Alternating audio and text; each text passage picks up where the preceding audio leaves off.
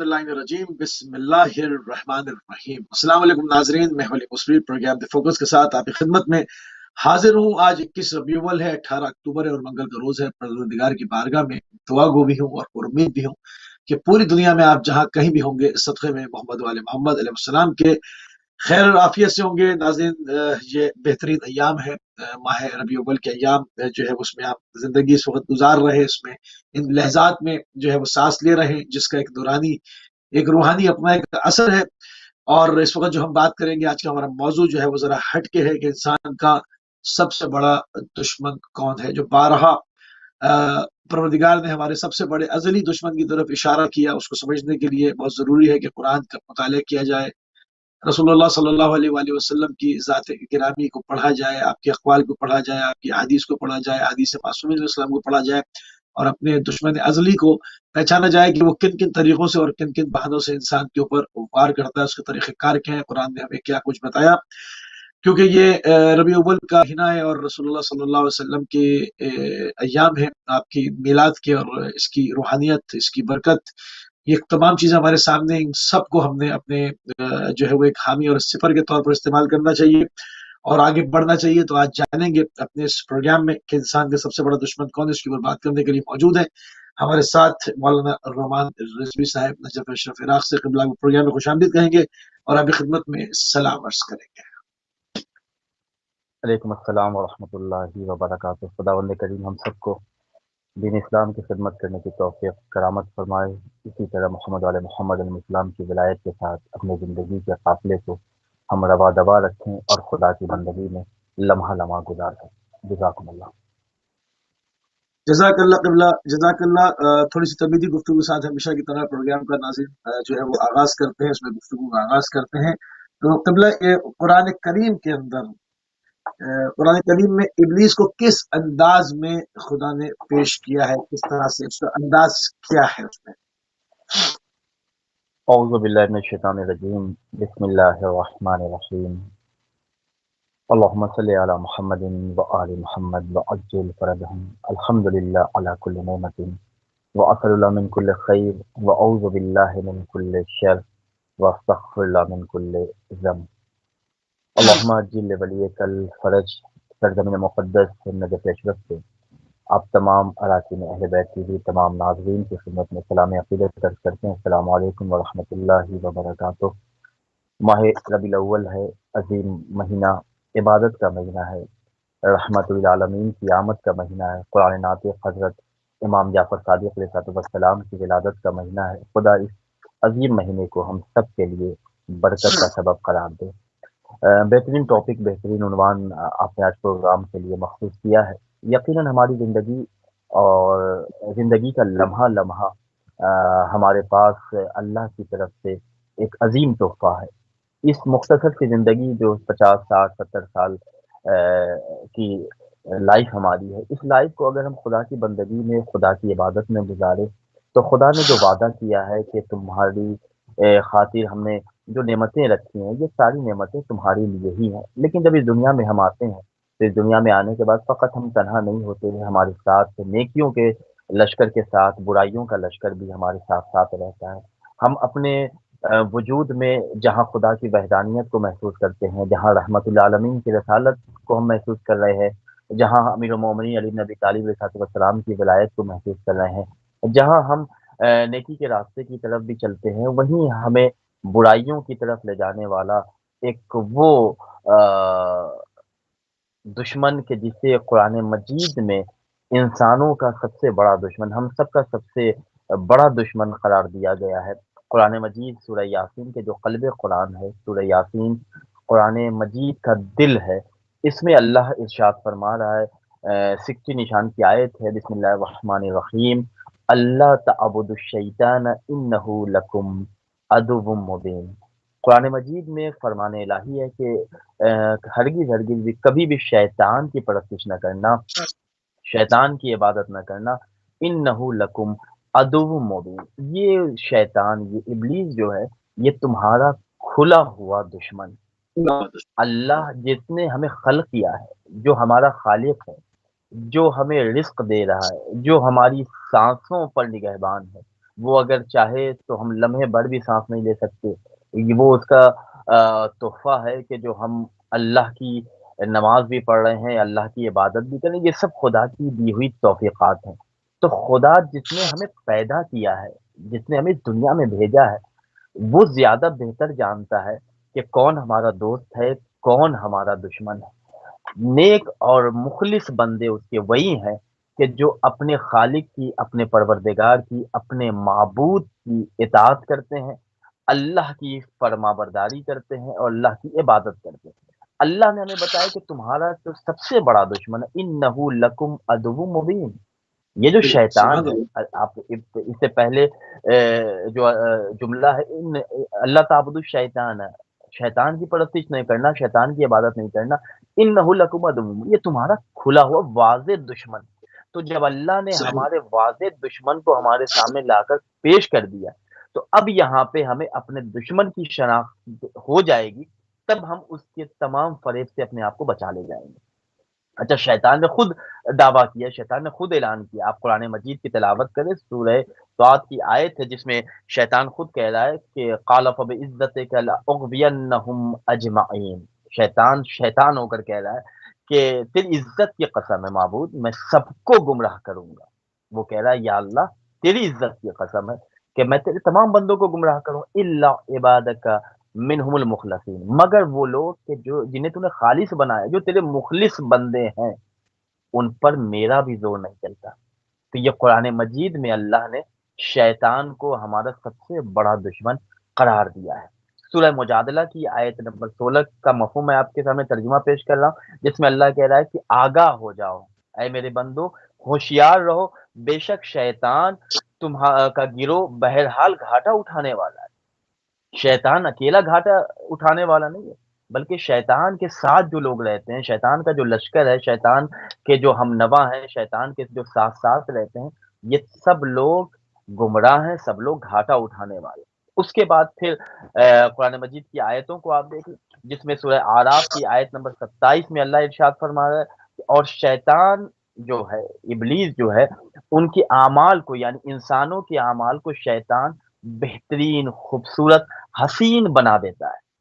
اسی وجہ سے آپ اور ہم دیکھتے ہیں کہ بعض لوگ کو اپنی عبادت پر، اپنی چیزوں پر بڑا غرور ہوتا ہے. یہ میں نے بنایا ہے، یہ میری تخلیقات ہے، یہ بہترین مجلس میں نے پڑھی ہے.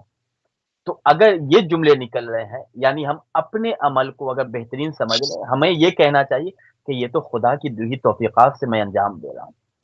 اگر ہم نے کوئی بہت اچھا کام کیا ہے، بہت نیکی کا کام کیا، تو ہم یہ کہیں کہ الحمدللہ یہ خدا کی طرف سے دی گئی نعمتیں ہیں، خدا کی طرف سے دی گئی توفیقات ہے، اس میں میرا کچھ نہیں ہے. اب آپ سلام کریں، امیر المومنین کے جوار میں ہم ہیں، مولا صلی اللہ. کائنات کی عظمت و ولایت کو سلام کریں، صلوات پڑھتے ہوئے اللہم صلی علی محمد وآل محمد وعجل فرج. جب مولا کائنات دشمنوں پر غلبہ پاتے تھے، جب مولا کائنات فتح نصیب ظفریاب ہو کر آتے تھے، جب اسلامی لشکر کو فتح کر کے آتے تھے، اور جس طرح مولا کائنات کے جملے ہیں، جب مولا سے پوچھا جاتا تھا، مولا کہتے تھے اس میں میرا اپنا کوئی زور نہیں ہے، یہ الہی قوتیں، یہ الہی طاقتیں. نفس اللہ کے جملے ہم سنیں کہ علی ابن ابی طالب علی ہو کر فتح خیبر کا واقعہ سنیں.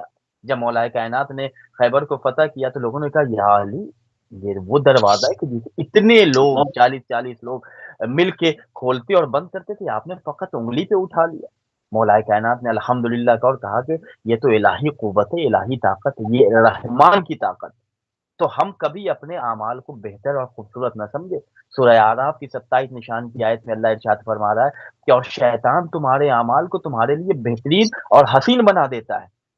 اے واہ. اولاد آدم، خبردار شیطان تمہیں بھی نہ بہکا دے. یہ سورہ نحل کی آیت ہے جو میں آپ کے سامنے پڑھا ہوں. اے اولاد آدم، اپنے آپ کو محفوظ رکھو اس کے حملے سے، ایسا نہ ہو کہ وہ تمہیں بھی بہکا دے. وہ تمہارے اعمال کو حسین بنا کر، جمیل بنا کر پیش کرتا ہے. اس کے بعد قرآن مجید میں اللہ نے کہا کہ دیکھو شیطان کو تم نہیں دیکھ سکتے ہو، لیکن شیطان اور شیطان کا قبیلہ تمہارے اوپر ہر وقت نظر کیے ہوئے، وہ ہر وقت تمہیں دیکھ رہا ہے. اپنے آپ کو اس سے پروٹیکٹ کرو. ہم اپنے آپ کو ساری چیزوں، ٹھنڈک کا موسم ہے، جیکٹ سے ہم اپنے آپ کو ٹھنڈ سے محفوظ کر لیتے ہیں. ہم جسے اپنا شیطان سمجھتے ہیں اپنے بھائیوں کو آج اپنا دشمن سمجھ رہے ہیں، لیکن شیطان جو کھلا ہوا دشمن ہے اس سے پروٹیکٹ کرنے کے لیے، اس سے محفوظ، اس سے اپنے آپ کو حفاظت میں رکھنے کے لیے ہم کیا انجام دے رہے ہیں۔ اس کے بعد قرآن مجید میں اللہ ارشاد فرما رہا ہے، سورہ اعراف کی آیت ہے کہ جس میں اللہ کہہ رہا ہے کہ شیطان ہر وقت تمہارے پیچھے لگا ہوا ہے، تم اس سے غافل ہو، لیکن وہ تم سے غافل نہیں ہے، وہ ہر وقت تمہارے پیچھے لگا ہوا ہے۔ تم اگر کہیں کسی عبادت گاہ کی طرف جا رہے ہو تب بھی وہ تمہارے ساتھ ہے، تم اگر عبادت خانے میں ہو تب بھی تمہارے ساتھ پیچھے پیچھے ہے، تمہیں روک رہا ہے، تمہاری عبادت میں خلوص کو سلب کر رہا ہے، چھین رہا ہے تاکہ تمہاری عبادت اخلاص کے ساتھ خدا کی بارگاہ میں نہ پہنچ۔ تو اپنے آپ کو اس کے حملے سے بچاؤ۔ اس کے بعد سورہ فرقان میں اللہ ارشاد فرما رہا ہے، اور شیطان تو انسان کو رسوا کرنے والا ہے ہی، شیطان ہی تمہیں رسوا کر دے گا، لہذا اپنے آپ کو شیطان کی جال سے، شیطان کی زنجیر سے آزاد کرو۔ اس کے بعد آپ دیکھیں کہ قرآن مجید میں اللہ نے کہا کہ تمہارا بدترین ساتھی کون ہے؟ جس کا شیطان ساتھی اور دوست ہو جائے وہ بدترین دوست اور بدترین ساتھی۔ تو قرآن مجید میں اللہ کے فرمان کے مطابق ہمارا سب سے بڑا دشمن ابلیس اور شیطان ہے، اور یہ شیطان کے بہکانے کے کتنے سبحان اللہ، طریقے ہیں انشاءاللہ میں آگے آپ کی خدمت میں پیش کروں گا۔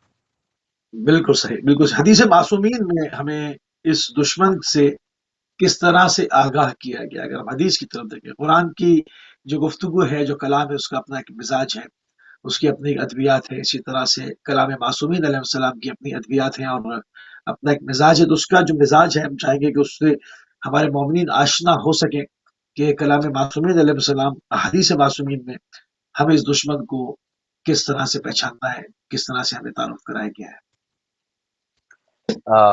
میں جو حدیث آپ کے سامنے پیش کرنے جا رہا ہوں، یقیناً اگر اس حدیث کے مفہوم کو ہم سمجھ لیں تو ہم خوفزدہ ہو جائیں گے۔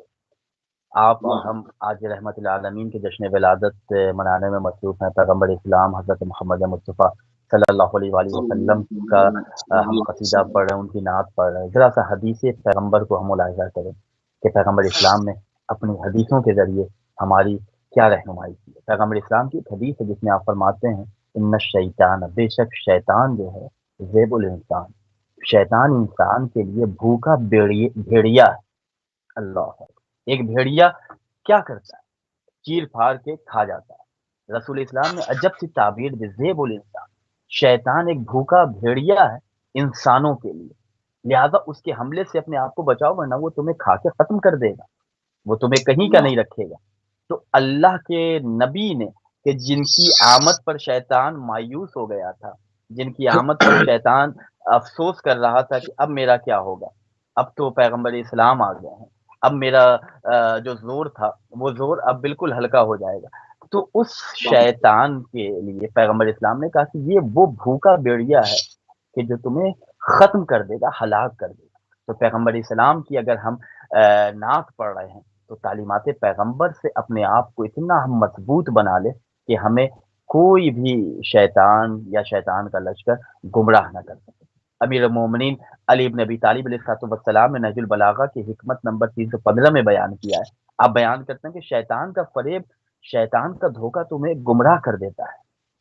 شیطان ایسی ایسی سازشیں کرتا ہے کہ تم گمراہ ہو جاتے ہو، اور انسان کو وہ لالچ میں ڈال دیتا ہے۔ لالچ کی کئی قسمیں ہیں، ہم اس لالچ کو پہچانیں کہ جو شیطان کا جال ہے، شیطان کی زنجیر ہے، شیطان کس انداز میں ہمیں پریشان کرتا ہے، اس کو ہم امیر المومنین کے کلام سے سمجھیں، اہل بیت علیہ السلام کی تعلیمات کے مطابق حدیثوں کی کتابیں پڑھیں، علماء سے ہم گزارش کریں کہ ہم اخلاقیات محمد و آل محمد علیہ السلام کو بیان کریں تاکہ ہمیں پتہ چلے کہ ہم جن شخصیتوں کے کردار کا کلمہ پڑھتے ہیں ان کے کردار کی تعلیمات کو اگر اپنی زندگی کا زیور بنا لے تو پھر ہمیں نہ شیطان خرید سکتا ہے نہ شیطان کا لشکر خرید سکتا ہے۔ پھر رسول خدا نے بیان کیا، آپ دیکھیں رسول خدا حضرت محمد مصطفیٰ صلی اللہ علیہ وآلہ وسلم کی حدیث میں جو شیطان کا تعارف کرایا گیا، رسول فرماتے ہیں کہ شیطان، اب اس کو علماء نے جو تفسیر کی ہے کہ شیطان کی جو قسمیں ہیں، شیطان ہماری نفسانی خواہشات کے ذریعے ہماری شہوتوں کو بھڑکاتا ہے، وہ شہوت، اللہ، وہ خواہشات کے جو ہمیں خدا کی طرف سے پھیر دے، ایسی خواہش کہ جو رحمان سے ہمیں شیطان کی طرف موڑ دے، تو ہم سمجھ جائیں کہ یہ شیطان ہے۔ پیغمبر اسلام بیان کرتے کہ شیطان آدمی کے بدن میں اسی طرح گردش کرتا ہے کہ جیسے انسان کے بدن میں خون گردش کرتا ہے۔ اللہ اللہ اللہ ہم سب کو شیطان کے سے محفوظ رکھے۔ ہم پیغمبر اسلام کی ان حدیثوں کا مطالعہ کریں اور دیکھیں کہ انہ لکم عدو مبین، قرآن مجید جس انداز میں کہہ رہا ہے کہ شیطان تمہارا کھلا ہوا دشمن ہے، پیغمبر نے کہا جس طرح انسان کے بدن میں خون گردش کرتا ہے، خون دوڑتا ہے انسان کے بدن میں، اسی طرح انسان کے بدن میں شیطان گردش کرتا ہے۔ تو ہم اور آپ اپنے آپ کو تعلیمات محمد والے محمد علیہ السلام سے اپنے آپ کو اتنا مضبوط بنا لیں، اپنی زندگی کی عمارت کو اتنی مضبوط بنا لے کہ شیطان کی ہواؤں سے ہماری ان دیواروں میں کوئی بھی حرکت نہیں ہوگی۔ ہم اس طرح خدا کی بارگاہ میں جائیں گے جیسا خدا ہمیں اپنی بارگاہ میں دیکھنا چاہتا ہے۔ سبحان اللہ، سبحان اللہ، بہت خوبصورت طریقے سے حدیث معصومین میں ہمیں اس دشمن کے بارے میں کس طرح سے آگاہ کیا، اس کے اوپر بات ہو رہی تھی۔ ابلیس کے گمراہ کرنے کا طریقہ کار کیا ہے قبلہ، اور یہ شیطان جو ہے یہ آخر اتنا شیطان ہے ہی کیوں، مطلب اس پر بھی ذرا سی بات ہو جائے کہ اس کے جو گمراہ کرنے کا طریقہ کار ہے اس پہ بات کریں۔ یقیناً یہ شیطان کہ جسے قرآن نے کھلا ہوا دشمن کہا ہے، اہل بیت علیہ السلام کی تعلیمات نے ہماری رہنمائی کی ہے، اس کے بہت سے ہیلے ہیں، بہت سے اس کے مکر و فریب ہیں۔ یہ ہر انسان کو اس کے معیار کے مطابق دیکھتا ہے، ایک ہی زنجیر سے سب کو قید نہیں کرتا، ایک ہی رسی سے سب کے گلے میں پھندا نہیں ڈالتا، ایک ہی اسلحے سے سب کو ختم نہیں کرتا، بلکہ یہ دیکھتا ہے کہ یہ سامنے والا کس معیار کا ہے۔ جس معیار کا انسان ہوتا ہے، کوئی اس کے جال میں بہت جلدی پھنس جاتے ہیں، کوئی بہت دیر میں پھنستے ہیں، کوئی پھنستے ہی نہیں ہیں۔ تو مختلف قسم کی، میں آپ کے خدمت میں ایک واقعہ پیش کر رہا ہوں۔ بنی اسرائیل میں ایک عابد تھا، عبادت گزار تھا، اللہ کی عبادت کرتا تھا۔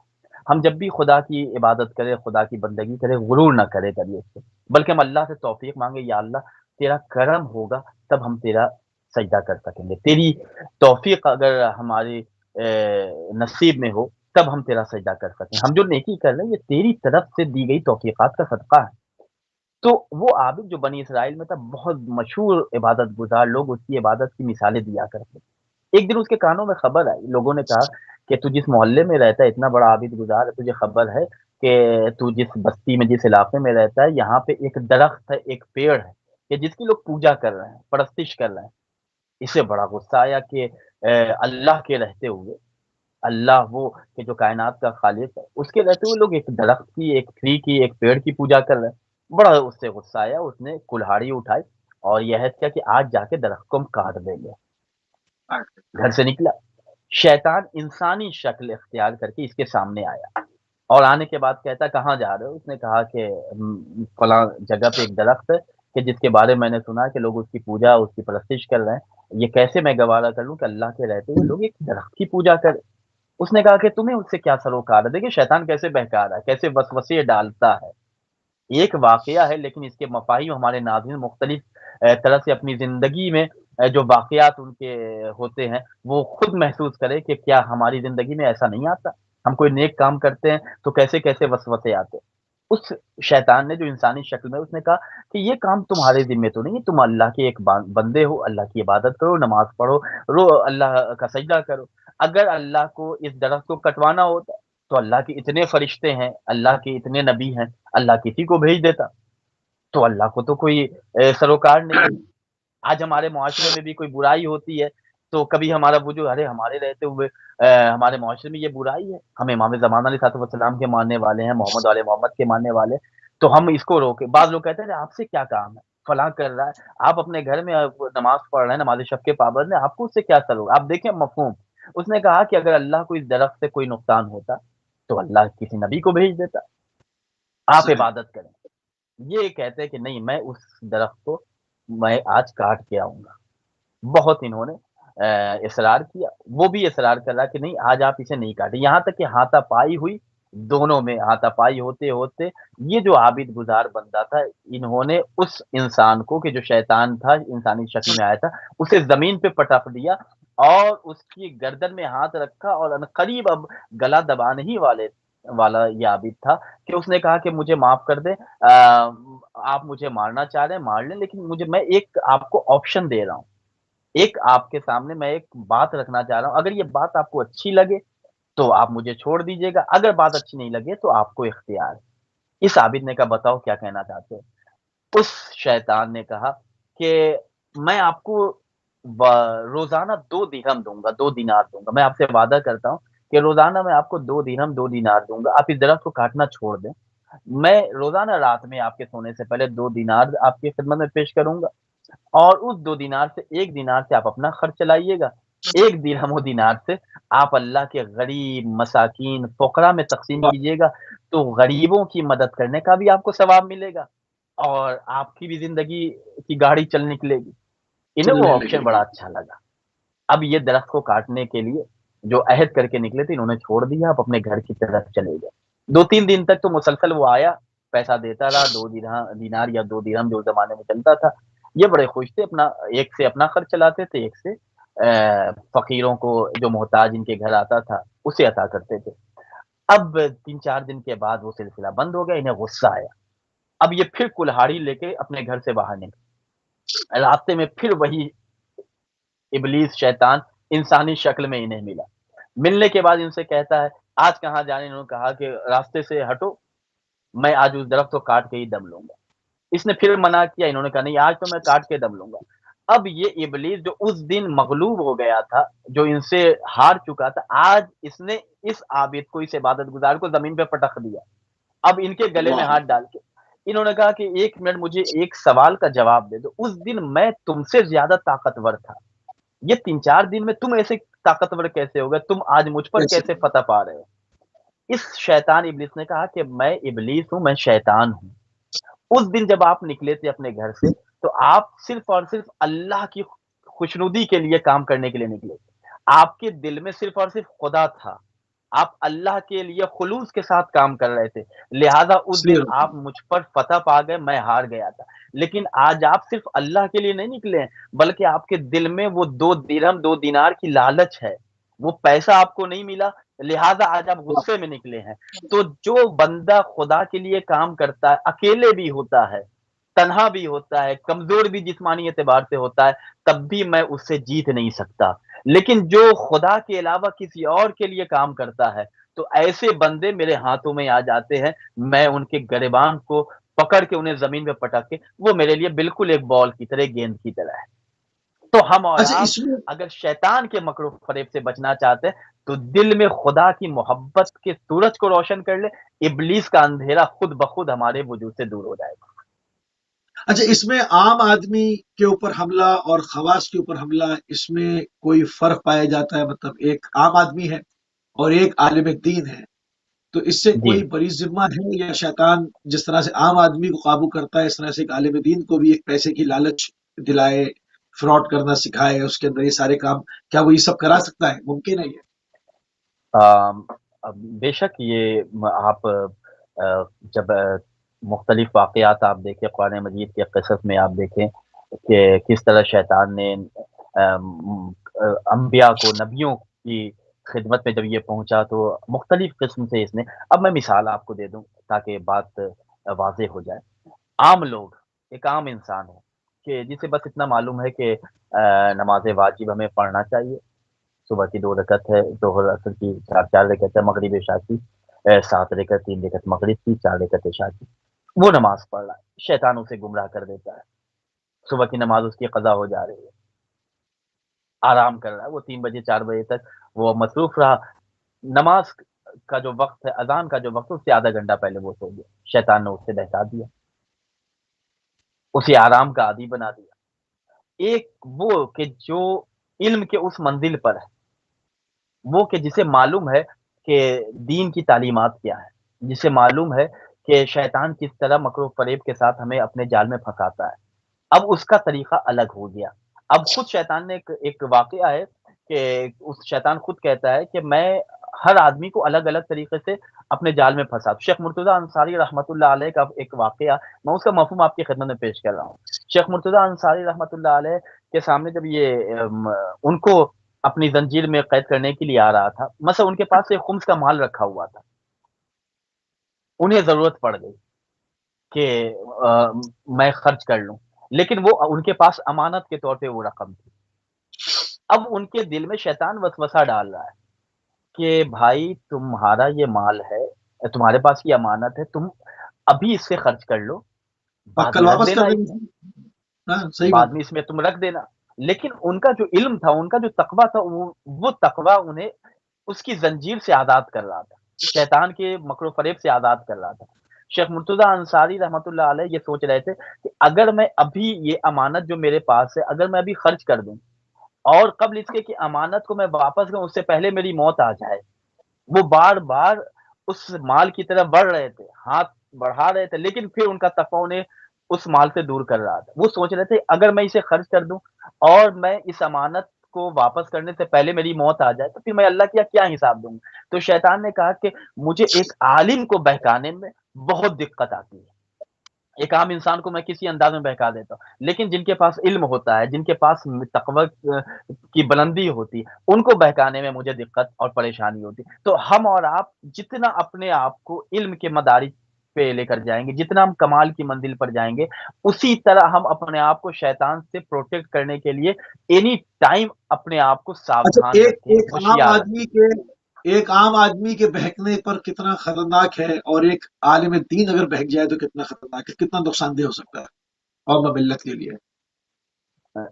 یقیناً جب ایک عالم دین وہ ہوتا ہے کہ جو قوم کا رہنما ہوتا ہے، جو قوم کو گائیڈ کرتا ہے، جس طرح ایک فیملی میں ایک پیرنٹ، ماں باپ ہوتے ہیں، ان کے چند بچے ہوتے ہیں، گارجین، فادر، والد، جو گھر کا خرچ چلاتا ہے، جو گھر کے تمام اخراجات اٹھاتا ہے، بچوں کی تربیت کرتا ہے۔ اگر باپ ہی خراب ہو تو پھر وہ گھر کیسے آباد ہوگا؟ باپ ہی بے دین ہو، صحیح.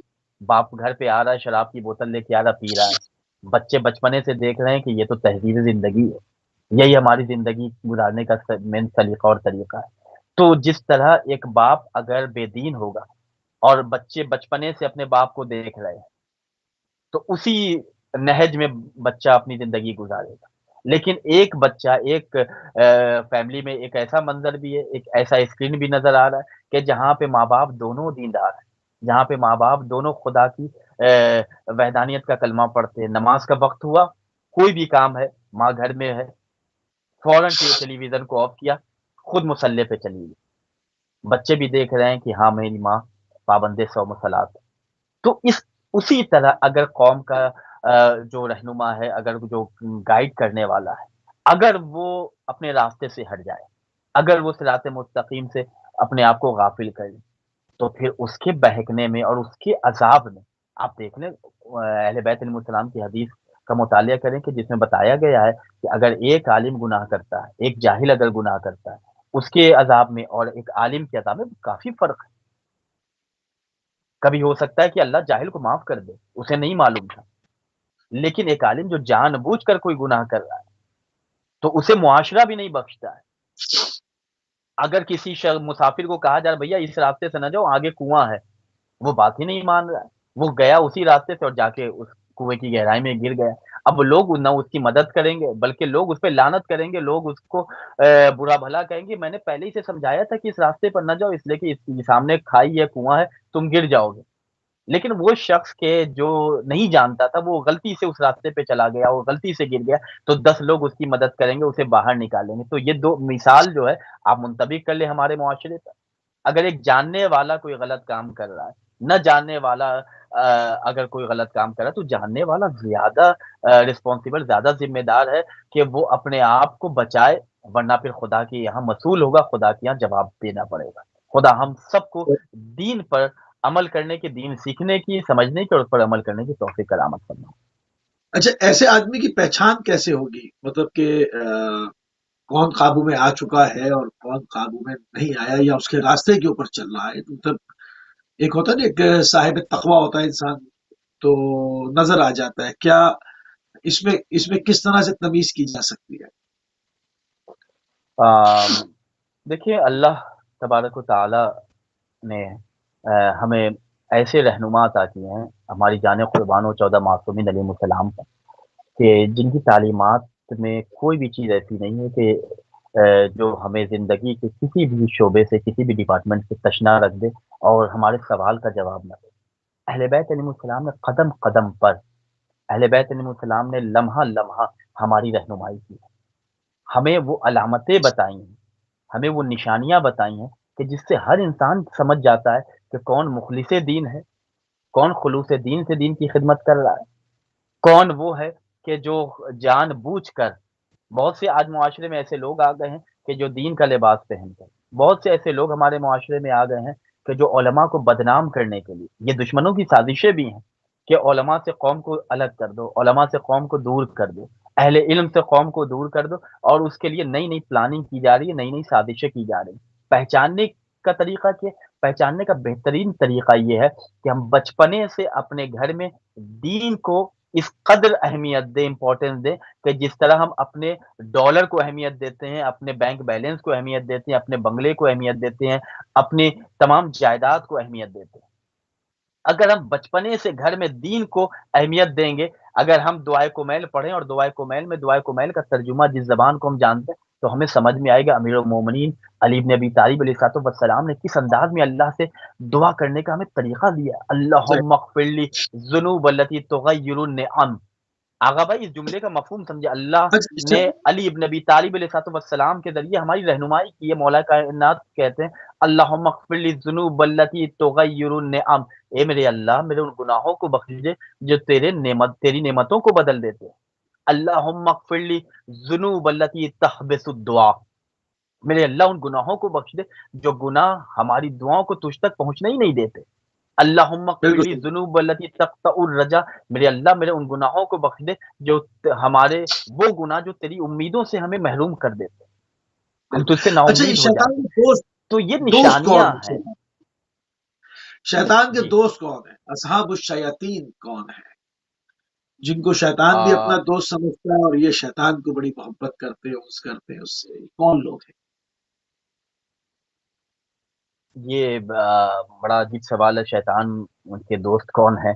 ہاں، آج ہم اور آپ دیکھیں کہ دوست اسے کہتے ہیں کہ جو ہمیشہ اپنے دوست کے ذریعے، ایک اردو کا محاورہ ہے کہ صحبت کا اثر ہوتا ہے، اسی لیے کہا گیا کہ اچھوں کے ساتھ رہو تو اچھائی سیکھو گے، بروں کے ساتھ رہو تو برائی سیکھو گے، بروں کی صحبت کا اثر بھی برو ہمیں برا بنا دیتا ہے۔ تو اب شیطان خود کتنا بڑا خطرناک ہے، کتنا خطرناک ڈینجر ہے ہمارے لیے، اب اس کا دوست جو ہوگا وہ بھی کتنا خطرناک، کتنا ڈینجر ہوگا۔ میں آپ کی خدمت میں ایک واقعہ پیش کرنا چاہتا ہوں جس میں بتایا، خود شیطان نے بتایا ہے کہ کون میرا دوست ہے۔ شیطان بیان کرتا ہے کہ جو شخص بھی آپ، یہ جو واقعہ میں آپ کی خدمت میں پیش کر رہا ہوں، یہ بڑی عجیب روایت ہے کہ جس میں بیان کیا گیا ہے کہ ہمیں کس طرح اپنے آپ کو شیطان کے شر سے محفوظ رکھنا چاہیے۔ اصول کافی کی روایت ہے کہ جس میں بیان کیا گیا، راوی کہتا ہے کہ امام صادق علیہ الصلوۃ والسلام نے بیان کیا ہے۔ دیکھیں شیطان کا صلی اللہ دوست کون ہے۔ امام صادق علیہ الصلوۃ والسلام نے بیان کیا ہے کہ ایک انسان اگر کسی مومن کی برائی اس لیے کسی دوسرے مومن کے سامنے کرتا ہے کہ وہ مومن اس مومن کے دوسرے مومن کے سامنے رسوا ہو جائے، تو یہ جو کام کر رہا ہے، یہ جو کسی دوسرے کو کسی دوسرے کے سامنے ذلیل کرنے کے لیے خبر دے رہا ہے، تو یہ شیطان کا ساتھی ہے، یہ شیطان کے لشکر کا ایک سپاہی ہے کہ جو شیطان کی طرف سے امپلائی ہے، شیطان کی طرف سے کام کر رہا ہے۔ امام صادق علیہ الصلوۃ والسلام اور شیخ صدوق علیہ الرحمٰن نے اپنی کتاب ثواب الاعمال میں بھی روایت بیان کی ہے کہ ایک دن پیغمبر اسلام حضرت محمد مصطفیٰ صلی اللہ علیہ وآلہ وسلم مسجد نبوی میں نماز پڑھا کے باہر نکلے اور مسجد کی دیوار پہ ہاتھ کو مارا اور ایک آہ کھینچی، اور آہ کھینچنے کے بعد پیغمبر اسلام وہاں پہ موجود لوگوں سے مخاطب ہو کر کہتے ہیں کہ اگر کوئی شخص کسی دوسرے ایک شخص کسی دوسرے مومن کے بارے میں کسی دوسرے کو خبر اس حوالے سے دے، یہ سوچ کر دے کہ یہ اس کے سامنے ذلیل اور رسوا ہو جائے، معاشرے میں اس کی عزت ختم ہو جائے، تو جان لو کہ اللہ اسے اپنی ولایت سے نکال کر شیطان کی ولایت میں ڈال دیتا ہے۔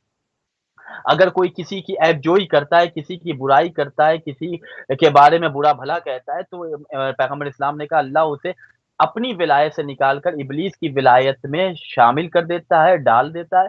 اس کے بعد پیغمبر اسلام نے کہا کہ اگر کوئی کسی مومن کی عیب جوئی میں لگا رہتا ہے، کسی مومن کی برائی میں ٹوہ میں لگا رہتا ہے وہ کیا کر رہا ہے، تاکہ ہم آغا بھائی کو خبر دیں کہ فلاں شخص جس کو آپ بہت محترم سمجھتے وہ تو ویسا تھا۔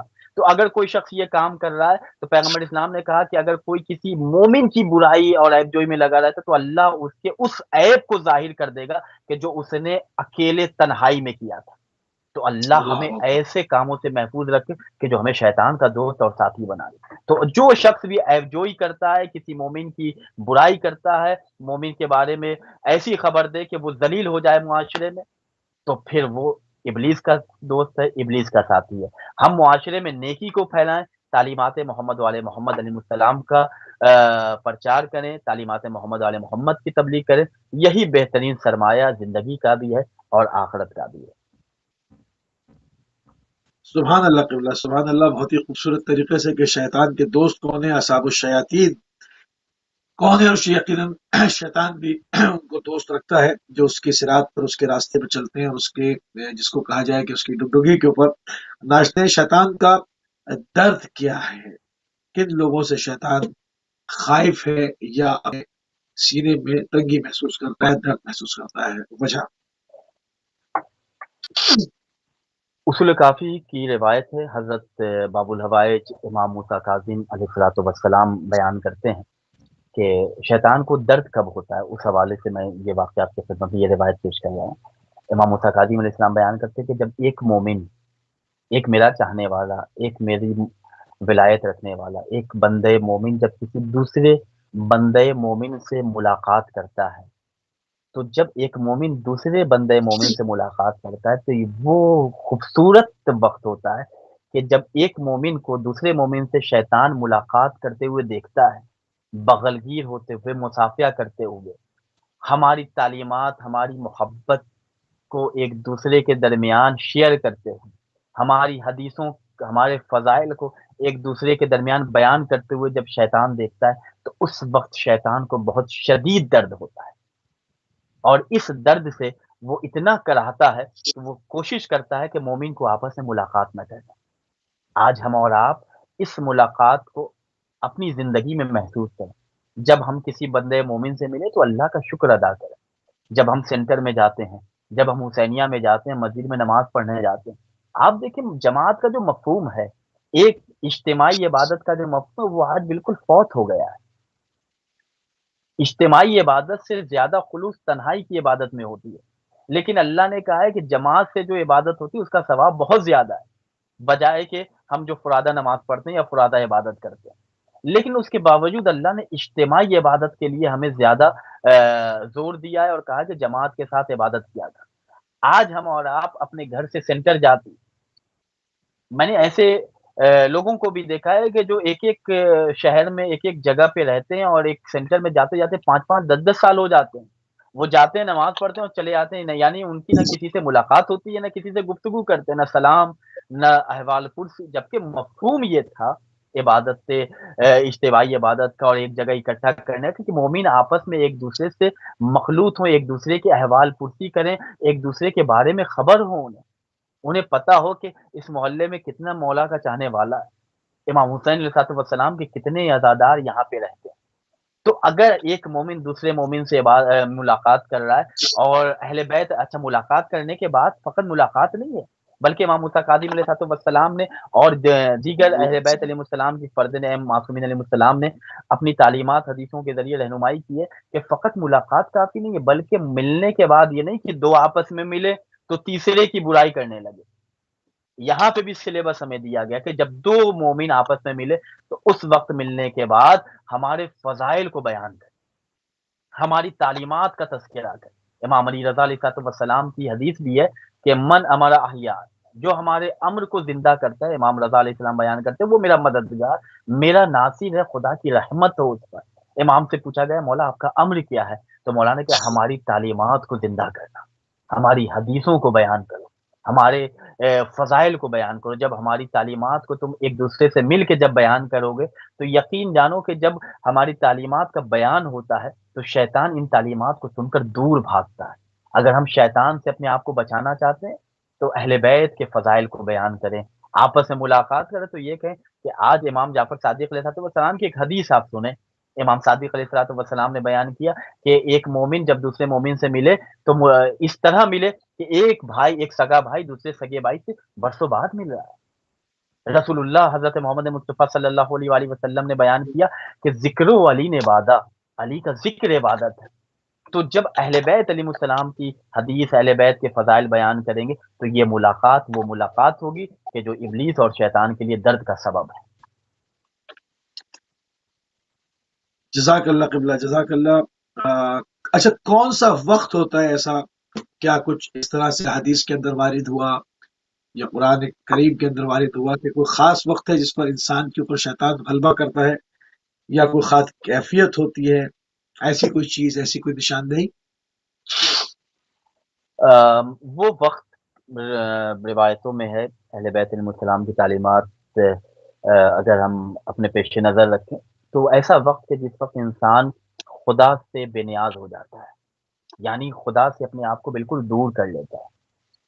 وہ وقت انسان کا اتنا خطرناک ہوتا ہے کہ انسان بالکل یک و تنہا ہوتا ہے، اور یہ وہ وقت ہوتا ہے کہ جب شیطان پوری طریقے سے مسلط ہو جاتا ہے۔ ایک واقعہ میں نے جو ابتدا میں بیان کیا کہ جب اس کے دل سے خلوص ختم ہو جاتا ہے، خدا کی طرف سے جو نعمتیں اسے ملی ہیں وہ استعمال تو کر رہا ہے، لیکن اپنے منعم حقیقی کا، جس نے نعمتیں دی ہیں، اس سے بے نیاز ہو گیا ہے۔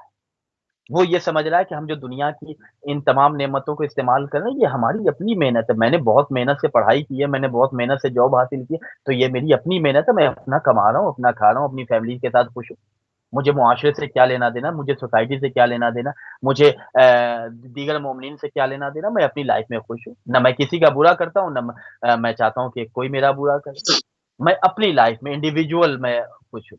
تو جب انسان خدا سے بے نیاز ہو جائے، جب محمد وآل محمد علیہ السلام کی تعلیمات سے بے نیاز ہو جائے، تو یہ وہ خطرناک وقت ہوتا ہے کہ جب شیطان پوری طریقے سے ہمارے اوپر مسلط ہو جاتا ہے۔ تسل ایک واقعہ میں آپ کی خدمت پیش کروں، ایک وہ وقت ہوتا ہے کہ جب انسان خود پسند ہو جائے، یعنی ہم اپنے کام کو سب سے بہتر کام سمجھے، اپنے آپ کو سب سے سپیریئر سمجھے، باقی میرے سامنے جو بھی ہے سب حقیر ہے، ہم اپنے اعمال کو سب سے بہتر اعمال سمجھیں اور اپنے گناہ کو حقیر سمجھنے لگے۔ ہم نے گناہ کیا ہے، ارے یہ تو جھوٹ میں نے کہا ہے، چھوٹا موٹا گناہ ہے، یہ اللہ معاف کر دے۔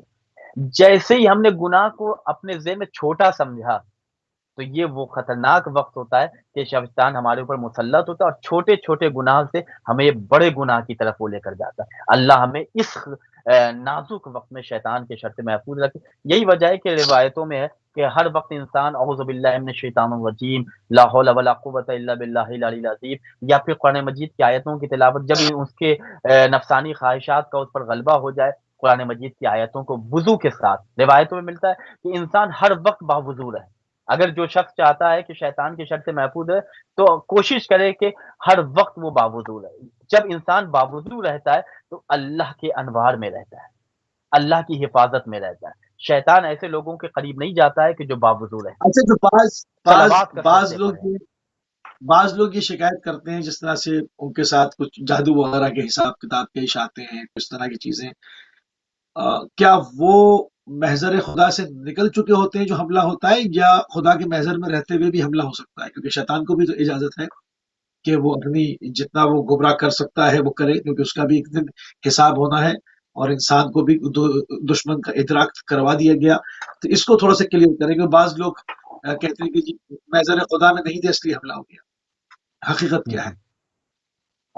میں نے ابتدا میں ایک آیت پڑھی کہ جس میں خود شیطان کا یہ جملہ نقل کیا گیا کہ وہ کہہ رہا ہے کہ یا اللہ میں تیرے سارے بندوں کو گمراہ کروں گا، تیری عزت کی قسم، اللہ کی عزت کی قسم کھا کے کہہ رہا ہے کہ میں تیرے سارے بندے کو گمراہ کروں گا، لیکن الا عبادک منہم المخلصین، مگر وہ لوگ کہ جو تیرے مخلص بندے ہیں، جو تیری عبادت خلوص کے ساتھ کرتے ہیں، میں ان کو گمراہ نہیں کر سکتا، اس لیے کہ وہ تیرے مخلص اور سچے بندے ہیں۔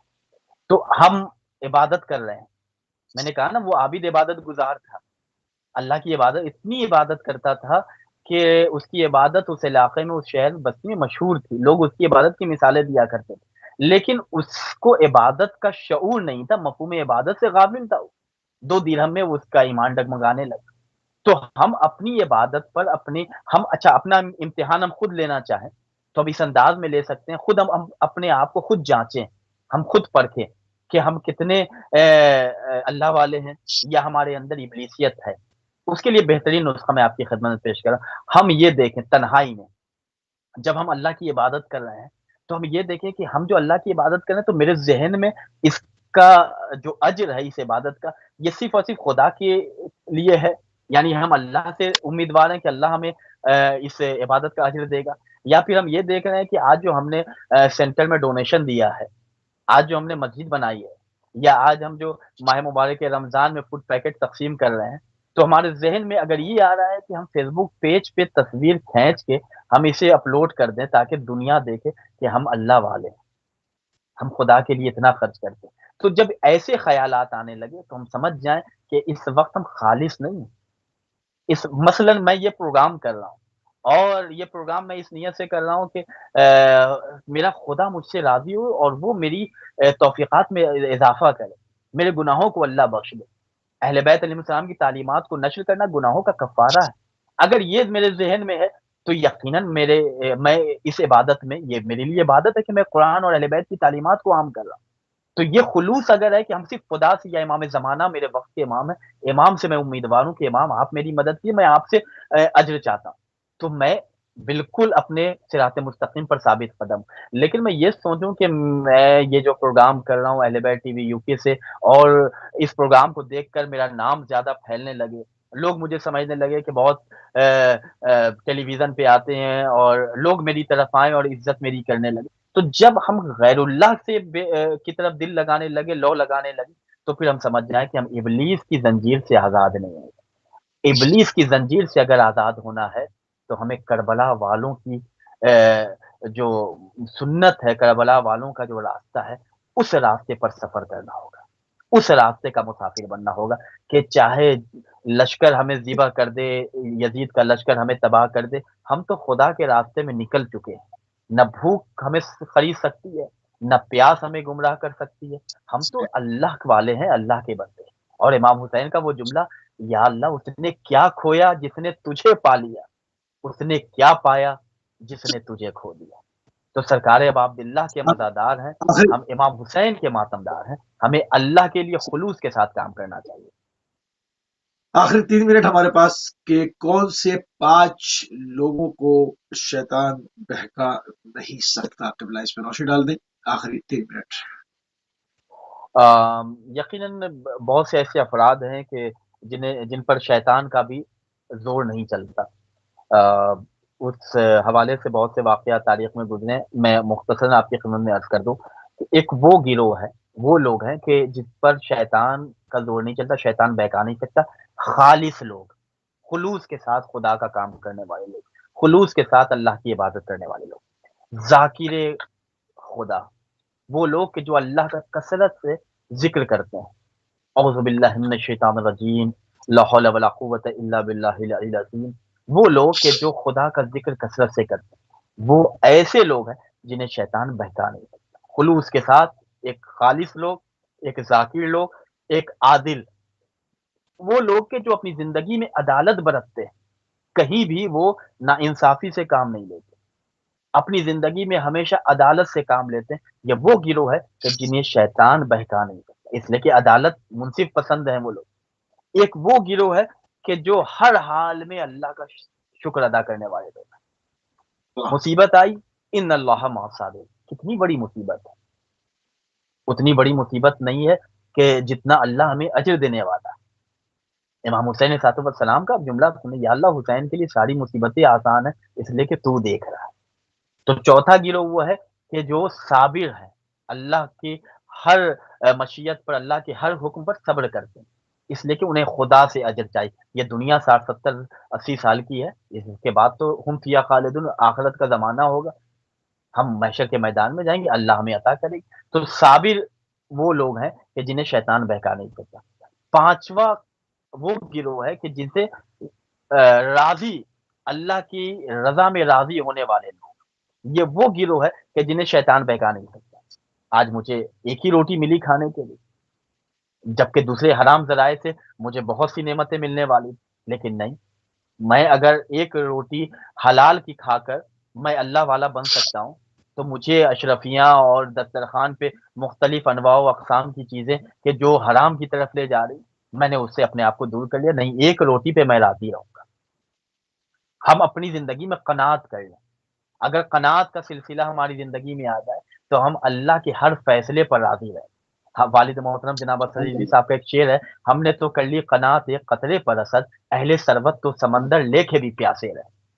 تو اگر صحیح اللہ کی رضا میں ہم راضی ہو جائیں گے تو ہمارے لیے ایک قطرہ ہی کافی ہے۔ ایک باسی روٹی کھا کر ہم ولی اللہ کا کلمہ پڑھ کے امام زمانہ کو لبیک یا امام زمان کہہ دیں تو یہی ہماری زندگی کی کامیابی ہے۔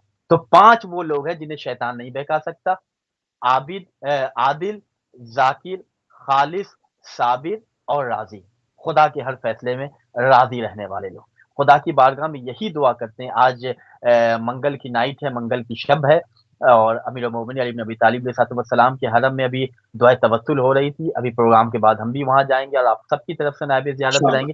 آئیں مل جل کے امیر المومنین کے واسطے سے اللہ کی بارگاہ میں دعا کریں: اللہم انی اسألک بحق محمد وعلی وفاطمہ والحسن والحسین وصاحب الزمان ادرکنی ولا تہلکنی۔ یا اللہ ہمارے وقت امام کے ظہور میں تعجیل فرما، ہم سب کو شیطان کے شر سے محفوظ فرما، ہمارے والدین کا سایہ ہمارے سروں پہ برقرار رکھ، جو بیمار ہیں انہیں صحت عطا فرما، جو تنگ دست ہیں انہیں تونگر فرما، جو پریشان حال ہیں ان کی پریشانیوں کو دور فرما، جنت البقیع کی تعمیر کے اسباب مہیا فرما، دشمنان اہل بیت کو نیست و نابود فرما، ہم سب کو امام زمانہ کی معرفت عطا فرما، ہم سب کو وہ کام کرنے کی توفیق عطا فرما جن سے تو راضی ہے۔ یا اللہ تجھے تیری رحمت کا واسطہ، تیری عظمت و جلالت کا واسطہ ہمارے وقت کے امام زمانہ علیہ السلام کے ظہور میں تعجیل فرما، ہم سب کو امام کی خدمت نصرت کرنے کی توفیق کرامت فرما۔ وہ تمام لوگ کہ جو دینی تعلیمات کو نشر کرنے میں کوشاں، یا اللہ ان سب کو ہر میدان میں کامیاب و ظفریاب فرما۔ کوئی غم نہ دے ہمیں سوائے غم امام حسین علیہ السلام۔ جزاکم اللہ۔ محمد اللہ صلی اللہ محمد